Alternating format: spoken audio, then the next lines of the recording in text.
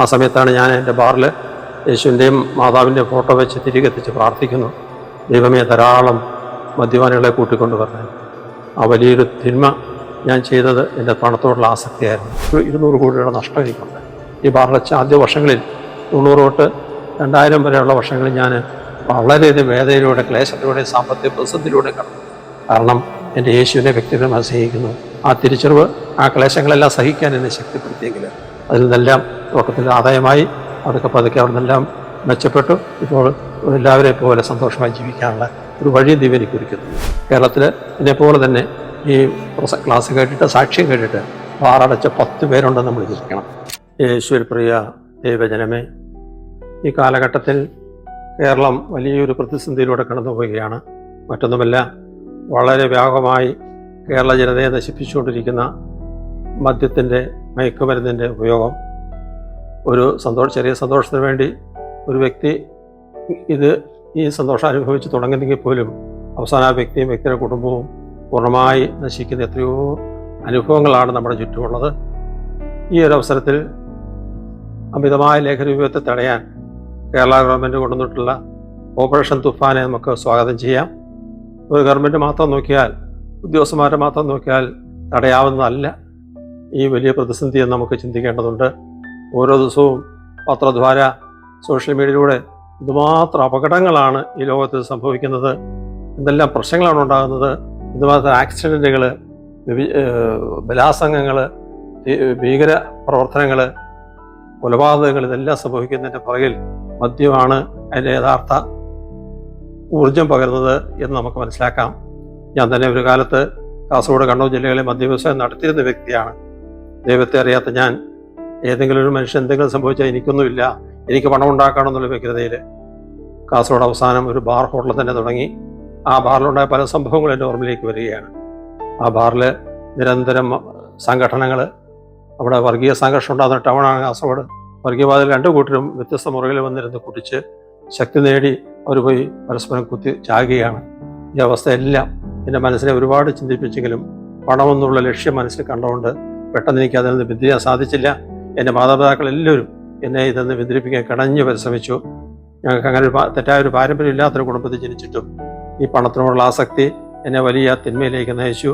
അതുവഴി 5-6 വർഷം 10,000 നശിപ്പിക്കാൻ ഞാൻ കൂട്ടുനിൽക്കേണ്ടി വന്നതിലുള്ള വിഷമാണ് ഇന്ന് എനിക്കുള്ളത്. ആ വേളയിലാണ് KP കേശവമേനോൻ എഴുതിയ യേശുദേവൻ എന്നൊരു പുസ്തകം വായിക്കാനിടയായി. ആ ഹൈന്ദവനായ നല്ല മനുഷ്യൻ യേശുവിനെ എത്രമാത്രം റെസ്പെക്റ്റ് ചെയ്യുന്നു എന്നുള്ള ആ ബോധ്യം എൻ്റെ മനസ്സിൽ തട്ടി. ആ സമയത്താണ് ഞാൻ എൻ്റെ ബാറിൽ യേശുവിൻ്റെയും മാതാവിൻ്റെയും ഫോട്ടോ വെച്ച് തിരികെത്തിച്ച് പ്രാർത്ഥിക്കുന്നു. ദൈവമേ, ധാരാളം മദ്യപാനികളെ കൂട്ടിക്കൊണ്ട് വരണം. ആ വലിയൊരു തിന്മ ഞാൻ ചെയ്തത് എൻ്റെ പണത്തോടുള്ള ആസക്തിയായിരുന്നു. പണം ഉണ്ടാക്കാനുള്ള കുറുക്കുവഴിയിൽ ഞാൻ കണ്ടുപിടിച്ച ആ തിന്മയിൽ നിന്ന് പിന്തിരിപ്പിക്കാൻ എൻ്റെ മാതാപിതാക്കൾ, ജീവിതപങ്കാളി, സഹോദരങ്ങളൊക്കെ നിരന്തരം പരിശ്രമിച്ചെങ്കിലും അവരെയൊക്കെ എതിർത്ത് ഞാൻ മുന്നോട്ട് പോകുന്ന വേളയിൽ എന്നെ സ്നേഹിക്കുന്ന എൻ്റെ അമ്മ നിരന്തരമായിട്ട് കാലഘട്ടങ്ങളിൽ എനിക്ക് വേണ്ടി പ്രാർത്ഥിക്കാൻ തുടങ്ങി. അവിടെ വലിയ പ്രാർത്ഥനയുടെ ഫലമായി 1989 ഡിസംബർ മാസത്തിൽ ഞാനൊരു 5 ദിവസത്തെ ധ്യാനം ഫാദർ ജെയിംസ് മഞ്ഞാക്കളച്ചൻ്റെ ഒരു ധ്യാനം കൂടാനിട വന്നു. ആ ധ്യാനത്തിൽ ദൈവം വ്യക്തിപരമായി എന്നെ സ്നേഹിക്കുന്നതെന്ന് തിരിച്ചറിഞ്ഞു. ലോകം മുഴുവൻ സൃഷ്ടിച്ച ദൈവം വ്യക്തിപരമായി എന്നെ സ്നേഹിക്കുന്നുണ്ടോ എന്നുള്ള തിരിച്ചറിവ്, ആ ദൈവത്തെ തിരിച്ചു എനിക്കും സ്നേഹിക്കണമെന്നുള്ള ബോധ്യം. ദൈവത്തെ സ്നേഹിക്കുക എന്ന് പറഞ്ഞാൽ മനുഷ്യനെ സ്നേഹിക്കുക എന്നാണ് അതിൻ്റെ അർത്ഥമെന്ന് മനസ്സിലാക്കിയ ഞാൻ മനുഷ്യനെ നശിപ്പിക്കുന്ന മദ്യവ്യവസായത്തിന് പിന്തിരിയാൻ വേണ്ടി തയ്യാറായി. ബൈബിളിലെ ഒരു സ്നേഹവചനമാണ്, ഒരു വിശുദ്ധ വചനമാണ്, ശക്തമായ അഭിഷേകം എനിക്ക് നൽകി അതിൽ തന്നെ പിന്തിരിപ്പിച്ചത്, പാപബോധം നൽകിയത്. വിശുദ്ധ മർക്കോസിൻ്റെ സുവിശേഷം 9-ാം അധ്യായം 42-ാം വാക്യം. ഈ ഭൂമിയിൽ ഏതെങ്കിലും ഒരു വ്യക്തിയെ നാശത്തിലേക്ക് നയിക്കുന്നവരാരും അവന് കൂടുതൽ നല്ലത് കഴുത്തിലൊരു വലിയ കല്ല് കെട്ടി കടലെറിയപ്പെടുന്നതാണ്. 16 കണക്കിന് പ്രാവശ്യം കടലെറിയപ്പെടേണ്ട എന്നെ ദൈവത്തിൻ്റെ സ്നേഹം മനസ്സിലാക്കാനായിട്ട് ആ ധ്യാനത്തിൽ കൂട്ടിക്കൊണ്ടുവരികയും ദൈവം എന്നെ വ്യക്തിപരമായി എൻ്റെ ജീവിതം സംഭവിക്കാമായിരുന്ന വലിയൊരു അപകടത്തിൽ നിന്ന് എന്നെ ഉള്ളം കേൾക്കാത്ത ഒരു വാഴ്ച സംഭവം എൻ്റെ ഓർമ്മയിലേക്ക് വന്നു. 8 വർഷങ്ങൾക്ക് മുമ്പ് ഞാനൊരു വലിയ അപകടത്തിൽ നിന്ന് രക്ഷപ്പെടുത്തിയ ആ സംഭവം. യേശയ്യാ 49:15 മുല കുടിക്കുന്ന കുഞ്ഞിനെ പെറ്റമ്മ മറക്കുമോ? അവൾ നിന്നെ മറന്നാലും ഞാൻ നിന്നെ മറക്കില്ലെന്നുള്ള ആ ദൈവത്തിൻ്റെ വചനം എൻ്റെ ജീവിതത്തെ സ്വാധീനിച്ചു. ആ മരണക്കെണിയിൽ നിന്ന്, ആ തകർച്ചയിൽ നിന്നെ മോചിപ്പിച്ച ദൈവത്തെ തിരിച്ചും സ്നേഹിക്കുന്നുള്ള ബോധ്യത്തിൽ ആ വചനങ്ങളെല്ലാം ഞാൻ സ്വായത്തമാക്കി. അതുപോലെ തന്നെ മർക്കോസ് 8:36-37 മനുഷ്യ, നീ ലോകം മുഴുവൻ നേടിയാലും നിന്റെ ആത്മാവ് നഷ്ടപ്പെട്ടാൽ എന്ത് ഫലം, നിന്റെ ആത്മാവിന് മറവിലേ നീ എന്ത് കൂട്ടുക്കുമെന്നുള്ള വചനം എന്നെ വളരെയധികം സ്വാധീനിച്ചു. ഈ ലോക ജീവിതത്തിന് അപ്പുറത്തൊരു ജീവിതം സ്വർഗത്തിലുണ്ട് എന്നുള്ള വലിയൊരു പ്രത്യാശയിൽ ഞാൻ നിറഞ്ഞപ്പോൾ ഈ ലോകത്തിൻ്റെതായ ലാഭങ്ങളും നേട്ടങ്ങളും സന്തോഷങ്ങളും അതെല്ലാം ഉച്ഛിഷ്ടമായി ചപ്പും ചോർമയെ തള്ളാൻ ദൈവത്തിൻ്റെ പരിശുദ്ധാത്മാവിനെ ശക്തിപ്പെടുത്തി. ഞാൻ പറഞ്ഞു വരുന്നത്, പ്രിയപ്പെട്ടവരെ, ഈ മദ്യത്തിനെതിരെയുള്ള ഈ പ്രവർത്തനം വളരെ ആക്കേണ്ട ഈ കാലഘട്ടത്തിൽ എല്ലാ മതവിഭാഗങ്ങളും അവരുടെ ആത്മീയ ശക്തി ഉപയോഗിച്ച് ഈ നല്ല നല്ല കാര്യങ്ങൾ അവരെ പഠിപ്പിച്ച് മക്കളെയും കുടുംബങ്ങളെയും എല്ലാം ഒരുമിച്ച് കൂട്ടി ഈ മദ്യത്തിൻ്റെ വലിയ തിന്മയിൽ നിന്ന് നമ്മുടെ മക്കളെ അതിൽ അടിമപ്പെട്ടു പോകാതിരിക്കാൻ പ്രത്യേകം ശ്രദ്ധയിലെത്തേണ്ട കാലഘട്ടമാണ്. സ്കൂളിലും കോളേജിലും ഒക്കെ പഠിക്കാവുന്ന പിള്ളേരെ പറഞ്ഞു വിടാൻ പേടിയാണ്. അവിടെ ഈ ഒപ്പിയൊക്കെ ചേർത്ത് മിഠായികൾ നിന്ന് വിതരണം ചെയ്യുകയാണ്.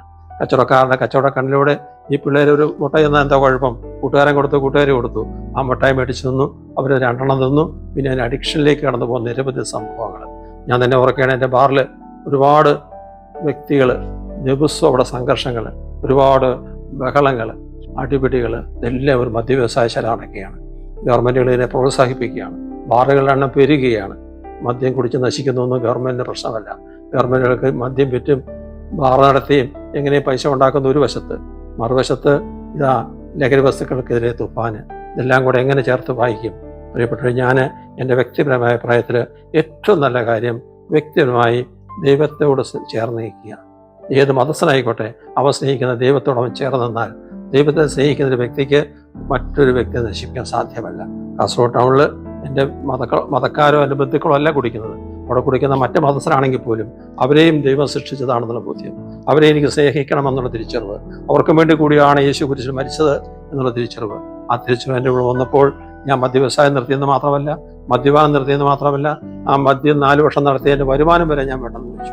അതില്ലാത്തവർക്കായിട്ട് പങ്കിട്ട് വെച്ചുകൊണ്ട് മദ്യത്തിനെതിരെ കേരളത്തിലും ഭാരതത്തിലും ലോകത്ത് വിവിധ രാജ്യങ്ങളിലും ഞാൻ പ്രവർത്തിക്കാൻ ദൈവം അതിനുള്ള അവസരം ഒരുക്കി തന്നു. 15 ലക്ഷം ജനങ്ങളോട് ഈ പാപത്തിനെതിരെ, തിന്മയ്ക്കെതിരെ, മദ്യത്തിനെതിരെ യേശു ക്രിസ്തുവിനെ പ്രസംഗിക്കാനുള്ള ശക്തി ലഭിച്ചു. അതുവഴി ഉണ്ടായ ആയിരക്കണക്കിന് മാനസാന്തരങ്ങളുടെ ഓർമ്മയിലേക്ക് വരികയാണ്. കേരളത്തിൽ എന്നെപ്പോലെ തന്നെ ഈ ക്ലാസ് കേട്ടിട്ട്, സാക്ഷ്യം കേട്ടിട്ട് ബാറടച്ച 10 പേരുണ്ടെന്ന് നമ്മൾ ചിന്തിക്കണം. ബാർബർ ഷോപ്പല്ല, ബാർ ഹോട്ടൽ കോടികൾ വേണ്ടെന്ന് വെക്കുകയാണ്. എന്നെ വ്യക്തിപരമായി എന്നെ സംബന്ധിച്ചിടത്തോളം ഒരു 100 കോടി 200 കോടിയുടെ നഷ്ടം എനിക്കുണ്ട്.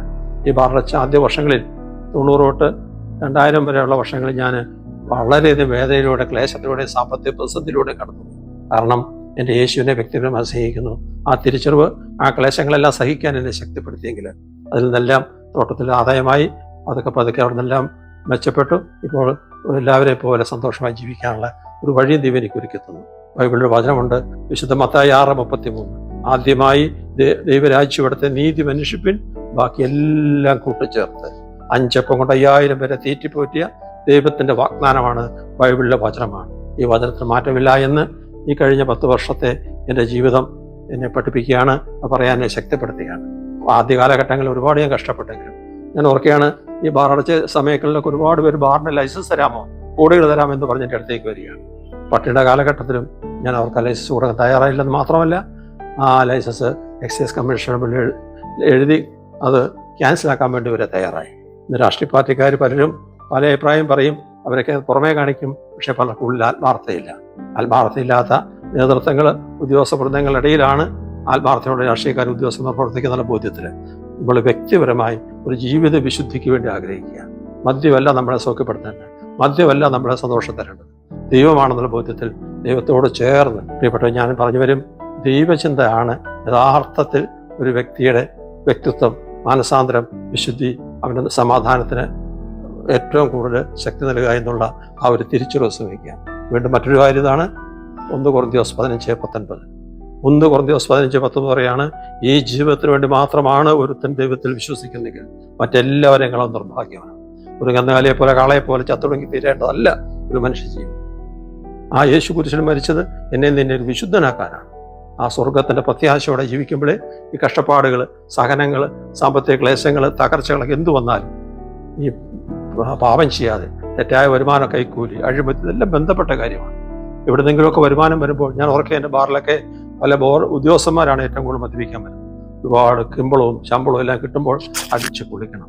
ഈ ഒരു അവസ്ഥ മാറി ജീവിതം സന്തോഷം തരുന്ന ദൈവമാണെന്നുള്ള ബോധ്യത്തിൽ എല്ലാ മതങ്ങളും ആത്മീയ ചിന്തിക്കുന്നവരും പ്രസംഗിക്കുന്നവരും ഈ ഒരു സ്നേഹത്തിൻ്റെ സുവിശേഷം, സ്നേഹത്തിൻ്റെ സന്ദേശം കൊടുത്ത് അവരുടെ അണികളെ പിടിച്ചു നിർത്തിയില്ലെങ്കിൽ വലിയൊരു തകർച്ചയിലേക്ക് നാട് മുമ്പുകുത്തുകയാണ്.